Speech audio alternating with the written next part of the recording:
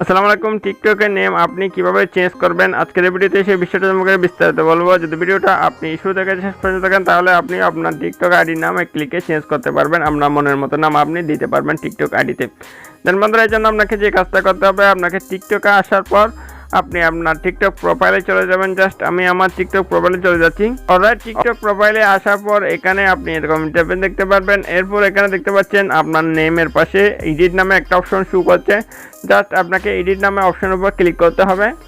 Edit নামে option উপর click করে দিলে এখানে আপনি যদি নেম চেঞ্জ করতে চান তাহলে আপনাকে নেমের উপর ক্লিক করতে হবে, এবং ইউজার নেম যদি চেঞ্জ করতে চান অবশ্যই আপনাকে ইউজার নেমের উপর ক্লিক করতে হবে।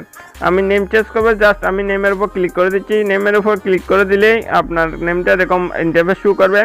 এরপর এখানে প্রথমে বলে দিয়েছে যে আপনার নামটা যদি আপনি একবার চেঞ্জ করেন তাহলে আপনি পরবর্তীতে 7 দিন পরে আবার চেঞ্জ করতে পারবেন।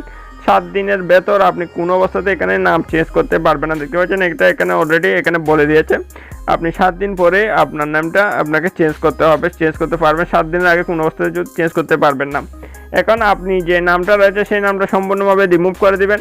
রিমুভ করে দেওয়ার পর আপনি একটা নাম এখানে দিয়ে দিবেন।